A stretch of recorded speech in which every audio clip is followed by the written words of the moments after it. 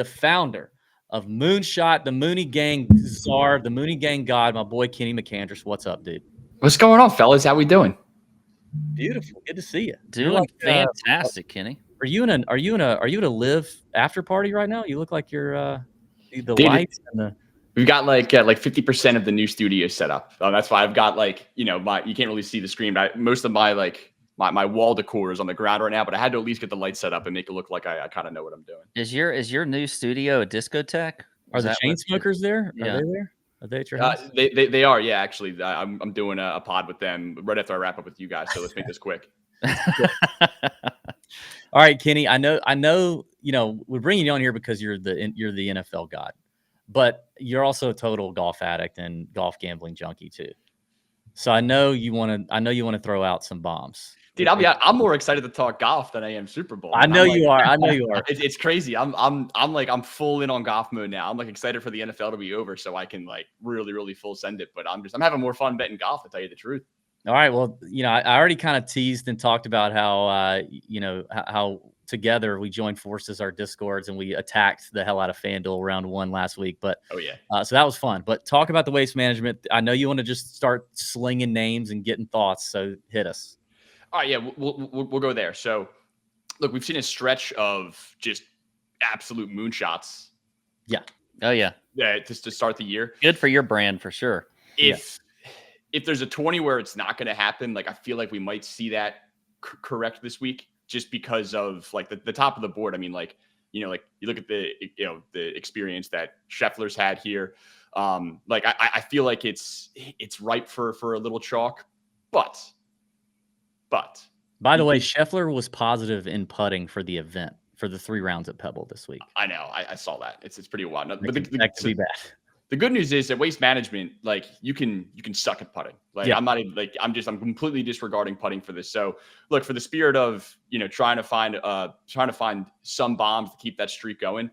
There's a market on FanDuel actually that I've kind of gone back and forth on, but I feel like for this tournament, it's a good way to approach this. They have a market where it's winner without Scheffler, JT, Homa, Xander, and I don't want to. I do not want to fade Scotty Scheffler this week. I do not want to fade JT. Now I'm not going to bet Scheffler at plus 320, but I think for the long shots that I'm going to fire out here, I'm going to take him at their standard outright price, but then I'm going to play him in this market as well. Just hey, if they take second because Scheffler wins 3 in a row, you still get some juice. So I got 2. The one guy, his odds have already gotten tanked pretty good in the last hour and a half. I might take a little bit of credit for that. I can't say it was all me, but the first bomb on the board, man, I think he will be relatively popular this week. Give me Kevin Yu. Okay. We just talked about him. Yeah. All right. Yeah. Give me. I love Kevin Yu this week. Arizona State Sun Devil. So I know this course. I believe it's other than Augusta National, it's the course where past performance correlates to success, more than anywhere else other than Augusta. And again, I don't think he's played in this tournament yet, so I don't necessarily love that. But again, he's an Arizona State guy. I know that he's played this course 100 times. He's had success in desert golf. Again, I think he's got 2 top 6s at Amex and then at the Farmers. Ball striking, monster, and he can't putt for shit. Who cares? And really, this time of the year last year, he was starting to find his form. Then he got knee surgery, missed a chunk of the year. It took him a little bit to get back. And then really from the fall swing to today, he's starting to get back to where he was last year. So I took Kevin Yu at 120 to 1. I think he's down to 80. And then I also played that market winner without Scheffler, JT, Homa, Xander at 7,500. How does it work if there's a tie for second in that market on FanDuel? If Scheffler wins and then he takes second, or him and JT Poston or whatever tie for third. They just apply their regular dead heat rules to it? I believe the dead heat rules would apply, but I have to double check that. That's a good question. And if I remember correctly, FanDuel's dead heat rules suck. I think that's the only thing you got to think about with that market. Let me see if they just have I'll be really quick. If they have that stipulation here. They don't, for all of their markets where dead heat comes into place, it's they have the rules at the bottom, don't they? Big bold letters, dead heat rule applies. I don't see that here. Huh. So I think you get away with it. I think if you finish, T3, tied with somebody behind one of the big 4, my understanding is it would pay out in full. So I got that at 7,500. I'm not sure what that's down to, but me, woo Kevin Yu. All right, I like that. Oh, dude, you must have hammered it because now he's 55-1 in that second one. Kind of, yeah. Yeah. Been big fans of him this year. I liked him last week at Pebble Beach. So yeah. All right. All right, hit us with another one. Who else you got? I got one more. Look, I would be shocked to the core if lightning struck twice for this guy in 2 months. I like what I'm seeing out of Grayson Murray. Grayson Murray. I'm absolutely playing Grayson Murray this week, dude. He's been flushing it. Best ball striking he's had really in his career. He's coming off a win, and I thought it was cool too. Like, he went into that Sunday at the Sony tied, I think either with the lead or tied for first. And I just feel like that's a spot where a guy like Grayson, who he hasn't been there really at any point in his career, you kind of expected him to fall off a cliff, and he didn't. Much needed birdie on 18, forced the playoff, and then hit that bomb putt to win it. By his standards, he's got good course history here. I mean, even when he was playing the worst golf of his career, he always made the cut here. He's made the cut in 3 straight appearances. And again, he's a shit putter. That doesn't matter. So he's played here 5 times. He's never finished better than 36th, which he did the first time out. But I also think, like, with a guy like him who battled all the things that he battled, and God knows if he was sober during those years, right? Yeah. Like, he talked about that. And the Waste Management is probably not the easiest place on the tour schedule for a guy like Grayson to walk up to his tee time in proper mental, physical, and emotional space. I mean, it's easy to party out there in the Waste Management. So he's getting back to his roots. It does feel like it's a good spot for his skill set for sure. But I also thought Sony was not going to be a great spot for him, and he freaking won. So I don't hate it. What was his number? And is that the winner without? I did both. So I got him at 350-1 outright, and then the winner without is 170-1. Yeah. All right. Okay. Yeah, those were my 2 bombs. I was between them and Kevin Stadler. I figured I would go with Grayson Murray instead. Stadler. Speaking of a place like golfers avoiding the temptations around them, and we're not going to turn this into a live conversation or a live show, but live is in Las Vegas this week during the Super Bowl. They're moving up. Their first round is on Thursday, so it ends on Saturday before the Super Bowl stuff. But I would for sure, if I'm handicapping live, which I don't think I'm going to get to do a show this week because me and Pat will be busy at Waste Management, but I'll put my picks, a couple different places. But I would 100% pay attention to who you're betting at live while they're at the Super Bowl location in Vegas. Like that. Can you imagine? Give me Caleb Surratt. Just keep firing. I know that's your dude. boy. No way you can bet that kid in Vegas. Yeah, I mean, I know he's 19, but still, there's no way. He looked hella impressive though yesterday. That kid is very good. That 4-putt, like what would Matt Wolff have done had he 4-putted from like 4 feet like he did? He would have it would have, I don't know, it would have done something. Like that kid kept his head and then made 8 birdies on that round was unreal. I like Tony's little comment here. Yeah, like I would assume we're fading Phil in Vegas. Yeah. Yeah. God, can you imagine Phil firing in Vegas the weekend of the Super Bowl? I would love for just a camera to just follow Phil around Vegas, like most of the time, and especially when he walks into a casino, just to see what he does. What are the odds that Phil misses, his 3rd round tee time because he's on Radio Row on the McAfee show, or like he withdraws or something, and next thing you know, he's on some show doing content about the Super Bowl, or because he hasn't slept in 72 hours and he's playing Baccarat. Yeah. Yeah. What a time. All right, let's talk Super Bowl since we're getting into that. Kenny, every year me and Pat like to do our prop bets. We usually talk through some fun props we like.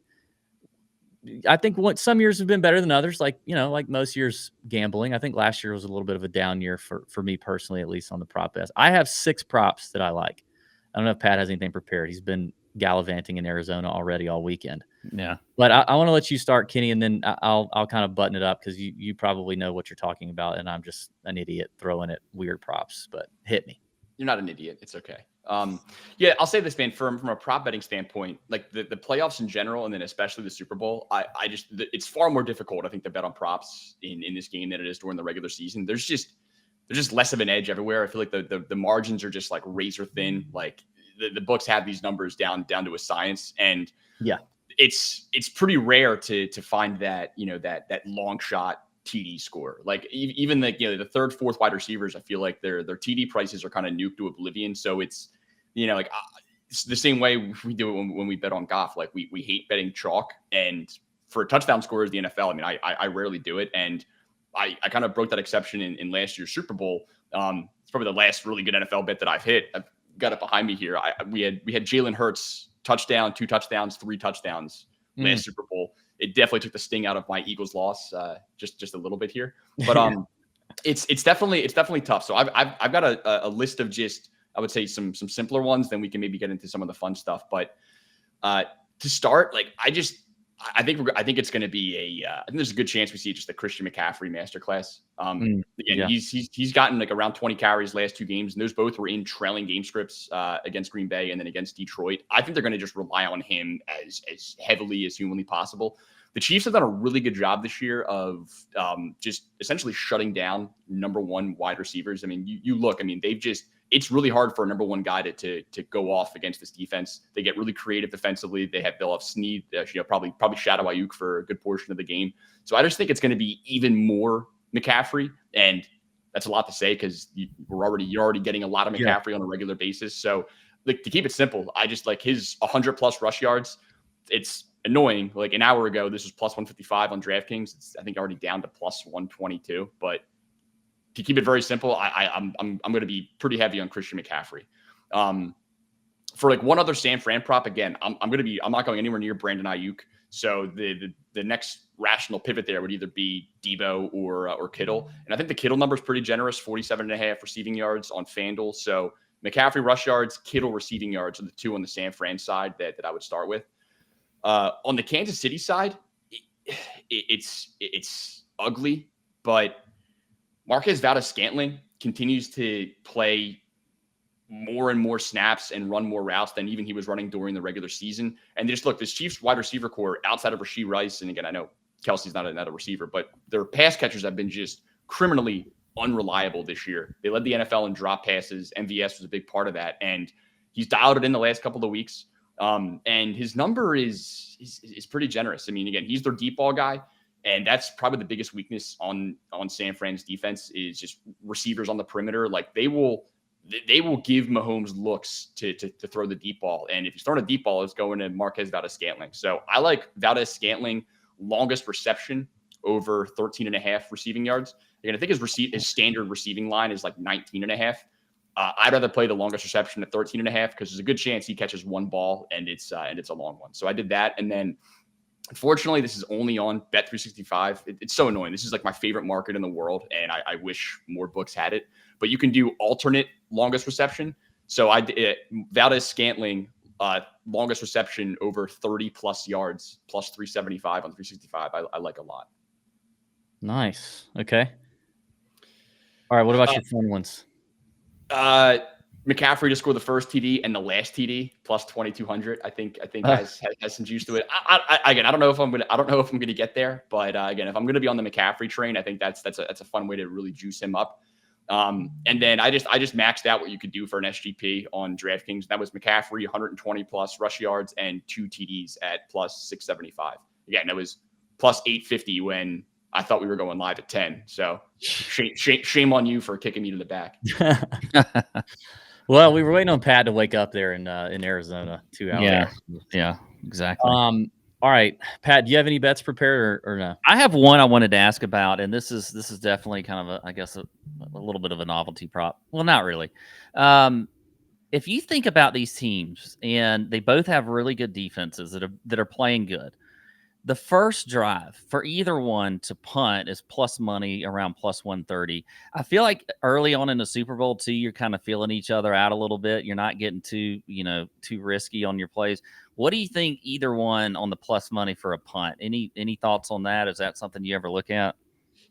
I do sometimes. I agree with you.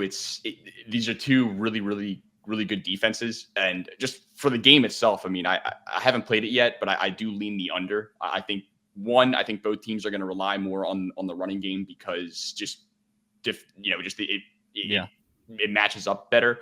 But I do lean under, and if you're going to bet the under, I think you can just wait. I imagine the over will continue to get steamed up the closer we get to the game. So if you're going to bet the under, I don't mind the first drive punt looks. I would want to see what maybe what the combined odds are for like both teams to punt. If there's some juice there, I could be talked into it. My only reservation would be like the Chiefs have marched down the field their opening drive like 3 straight games. Like they really have been good with that. But that's not. I mean, it is a trend lately, but it hasn't always been like that all year. So it hasn't all year, but they found something lately. And look, their opening drive, it's usually like teams come in and they've got their first 15 plays scripted out, if you will. And Andy Reid's done a tremendous job of again putting them in a great position early on. So I'd be a little worried about that just because again, it seems like their game plan at the beginning of games has been lights out. I mean, you saw what happened last game. They marched down the field against Baltimore opening drive, did it again second drive. And then to start the second half, I think they punted five straight drives. I don't know if Patrick Mahomes in his career has ever punted 5 drives in a row. So like their offense disappearing in the second half last week is definitely a little concerning. You got to credit Baltimore's great defense on that front, but like it's weird. Like I said, I lean the under, but I'm a little worried about that opening drive look just because it seems like they've come out hot with a really, really strong offensive game plan the last couple of games. And I don't know if I want to get too cute there. Yeah. Okay. All right. I have 6 bets and they're all most of them are very off the wall bets. I didn't even look at the normal props like that you covered, Kenny, because I knew you'd have that covered. I just went to weird stuff. I'll start with the least weird and we'll move on. Both teams to score a rushing touchdown. These are all on DK Sportsbook because there was just more. At the time I was looking, there was more available. Both teams to score a rushing touchdown is plus 125. I already kind of had the same sentiment you just mentioned about C-Mac. And then you give me one more that could be Mahomes, I could totally see little Mario Bro Pacheco chopping his feet into the end zone on a short one. I could see that happening. So I like that one. I don't mind that at all. All right, good. Let me give you a couple more of the regular ones that you tell me your thoughts. This is just, it's 5-1. Okay. At least one, just one. All you need is one 4th down converted from either team in the final 2 minutes. And I just think we're going to have a close game, so I don't know. 5-1 just felt like a good number to get one 4th down conversion. Hey, am I still here? Yeah. Yeah. Yep. Now he's not. Now he's not here. Oh, what happened? Oh, he bailed. See, I started talking all. Hated that. You know what happened is you said I got 6 prop bets and everybody went, "Oh, I'm moving quickly. I'm gonna move quickly. Okay, he's back. Looks like he's back. Tony's blaming me for this, by the way, Kenny. Pat just said you just hated that I had 6 bets and you were done. You're good for one, and then I pulled the plug, man. That's all I can handle. Okay, so the 4th down conversion thing, and then let me just give you this last one that's not so. And then I'm going plus 145. Know that the last play of the game is a QB kneel. So what do you think of those 3? My both teams to score 1 rushing touchdown, the 4th down converted in the last 2 minutes, and no on the QB kneel. Oh man, you're all just random. I know you're like whatever. Again, like the first one, the second 2 obviously are just so. They're just so game script dependent. Like essentially, it's either like I guess you're in the camp of like this game will be coming down to the wire, right? That's sort of like I don't mind the looks there. What I would want to do is I would want to sort of shop the market with that thought in mind. Like, okay, if the game is going to come down to the wire, is there a more efficient way to sort of play that game script? The fourth down angle in the last 2 minutes said it was 5-1. Yeah.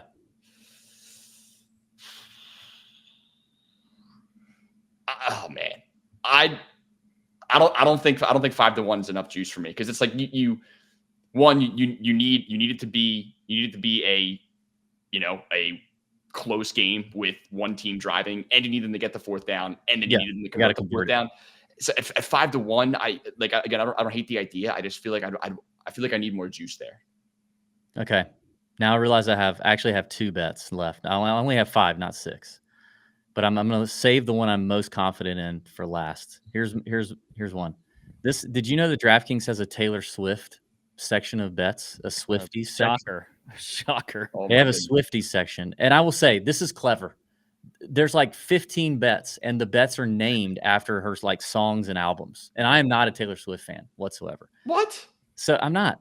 This one is more of this is my hedge bet, because what I don't want to happen is I don't want Travis Kelce to have this huge game. I don't want to see all the Taylor Swift BS the whole game. And I want the 49ers to win. So this is my hedge bet. It's the today was a fairy tale bet on DraftKings. Kelce to score a touchdown and the Chiefs to win, plus 240.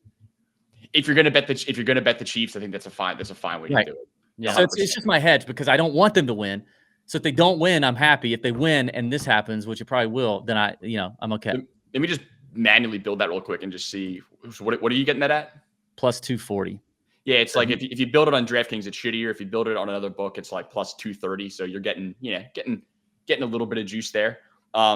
Yeah, if you're on the Chiefs, I don't think it's a bad angle. I'll be honest, man. Like I don't like going into a game where I don't have a heavy opinion on a side, and in this game, I don't. I can really see it going either way. Like if Satan rose from the ground and gave me $1 million that I had to bet it, like I'd probably just bet Chiefs. I'd probably bet Chiefs money line. But I bet Kevin you without winning at 55 to 1, without Scotty Scheffler and Xander. I would go, Satan, I got one for you. I'm going to put all 1 million on Grace and Mary outright. Yeah. But yeah, I think if I had to pick a side, I'd probably go Chiefs money line. But I don't think I can commit to it. It's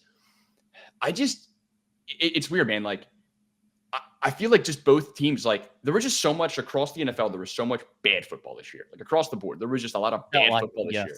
And there was a lot of bad football from the quote unquote great teams. Like I compare it to last year. Like, and I promise this isn't coming from like my Philly bias. Like I feel like the Eagles team, like the Eagles of last year's Super Bowl with that coaching staff and that roster, I think would blow out both of these teams. I think the Chiefs last year would blow out the Chiefs of this year and would blow out the Niners team. Like I just think like the quality of the teams were just so much better last year. And I see a lot of legitimate flaws on both of these teams. And it's hard for me to really want to commit to a side. I can't do it. Again, Hi there. I'm recording. Sorry. Housekeeping. You like me to fluff pillow? If you could come back in about 20 minutes. Would you like me to drag you off? I guess I could mute this. But I'm skipping. What kind of hotel is this? But yeah, I don't mind that at all. If you're gonna bet the Chiefs money line, if they win, Okay. Kelsey's probably gonna get one. And again, I think he's Laporta just went nuts against this defense last week. I mean, the matchup's good. Kelsey's looking like the Hall of Famer that he was over the last couple of years that we didn't see for like 99% of the season, and he looks all the way back. I wish they had it on a U.S. book. I don't even know if the prices moved, because I thought the odds were like so absurd. But there were some offshore books offering props on whether or not Kelce was going to propose on the field after the game. Dude, the odds were ridiculous. Like Kelce to propose on the field after the game was like plus 200. Like that's insane. That's insane. That is insane. And I think no was like, like minus 300 or something like that. I'm like, dude, like empty the clip on no. Like that's the same odds as Scheffler to finish top 20 at the Waste Management. Yes, this exactly. year. Yeah, Holy that's crap. That's okay. I have one more, and I do this bet every year, Kenny, and I think I'm 2 for 3. I think I'm 2 for 3 with this bet. It's the Gatorade color. Okay. And I just don't understand, unless the books know something that we don't know. The favorite is purple. And now maybe that's because purple Gatorade is delicious. It's a plus 225. And then the next favorite is yellow /green. And then you have orange, blue, red, clear, and no Gatorade bath. Orange and red, to me, I think we fire on both of those. Orange is 3-1. Just because of the team colors? And red is plus 350. Red has both team colors in it. See, I always go blue. As you know, I'm a big blue fan. I know, but neither one of these teams have blue anywhere. Maybe it blue doesn't matter. balls. They don't care. Maybe blue balls, but I don't. Do you think if Patrick Mahomes liked blue Gatorade, that they're still putting red in there because of the color? I don't know of what the happened to team. your throat. You're starting to sound like Patrick. All right, I got morning throat here. Time difference. This is one where I wish I knew what all these odds were like a week ago whenever this would have opened, because if purple's the favorite, I would want to know what the purple line opened at, because if it opened at like something crazier and then got steamed down, I mean, that means somebody knows Some something. equipment manager like who's That means mixing it knows. we had a situation like that a couple of years back. I can't say what Super Bowl or anything like that because I can't get anybody in trouble. But like, let's just say we knew somebody that knew somebody playing in the Super Bowl, and like I knew a whole lot of people that obliterated Gatorade color and made a lot of money off of it. Like that's one, like, you know, if you're seeing movement on something, that means somebody knows something. It's like, you know, if the national anthem under, you know, gets steamed down by like 5 or 6 seconds, there's not value in the over now. Like, I mean, somebody knows something and either get on the train or don't bother. Yeah. Makes sense. All right. That was fun. Good deal. Kenny, tell the people what you got going on, where they can find you, all that good stuff. Absolutely. At Kill Kenny on Twitter, KIIL Kenny. Link to my Discord is in my Twitter bio. I'll be streaming on Twitch religiously now that we've got new studio set up here. So DB and Pat obviously will be in touch. I always said once I got settled here, I want to really hammer out the content schedule and really do as much as I can with you guys. Because again, after this Sunday, the number one priority, and there is the number two, is going to be golf. And the more that I can do with you guys and pick your guys' brain on stuff, you know, just the better. There's nobody else I would rather talk golf with. So thanks for having me on. It's always a pleasure talking with you both. I'm jealous as hell. Enjoy waste management. Are you guys going to like rush the gate and at least try to get some time on the 16th? Or are you going to be on the content engine? Tuesday and Wednesday, we will be on the 16th. We'll be in the ropes. We don't have to mess around with that on Tuesday and Wednesday. On Thursday, there is very little chance that we are going to wake up early enough to want to go see that madness. We are doing some content with the PGA Tour on Thursday, so maybe they take us inside the ropes on 16 for that, but maybe they don't. I'm sure we'll have some time at 16, but it will not be like what Pat, what would you have to like, what would I have to give you, Pat, to take a camera phone with you on Thursday morning, wake up at 4 a.m., go stand in the cold at the gate with all those people, video, document yourself doing the waste management, you know, speed walk to the 16th, and like mixing it up with the regular folks, you know? You're up there in Sedona and your elitist, you know, dinners you had and all that. What would I have to give you? Like, truly, if I gave it to you, you'd say, okay, I'll do it. Here's what you'd have to do, because I know how this day is going to line up anyway. All right. So you would have to I would do it first off. All right. Mm-hmm. And then I'd have to do all the things you want me to do with those people. Okay. Nothing against those people. I don't mean that in a bad way. Then I would want to take a nap. And you have to do all the content that we might be required to do on Thursday, which was potentially our day off. And then I'll come back and meet you on 16, and I get to get after it, and you can't complain at all. That's what I would do. Okay, we'll work on that arrangement. Yeah. Negotiations. But Kenny, listen, before we go, Kenny, yes, love Tony, you on. You see it? What do you say? You don't even realize you did it, but this is exactly what I was talking about last week. This is exactly what I was talking about last week when there's going to be a point of this trip where Pat literally gets seriously mad at me because of he's ready to be done and just wants to enjoy himself. And you I meant the waste management, right? I know. I mean, I want to also, but you can do both. Like, you can actually do both. Well, not really. You saw the anger in his eyes, didn't you? He kind of switched to the DB's going to blah, blah, blah.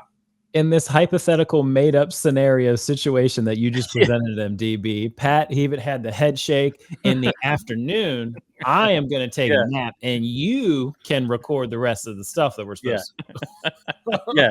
Well, we'll see what happens. I see Luke Wharton giving me a hard time over my Delco accent.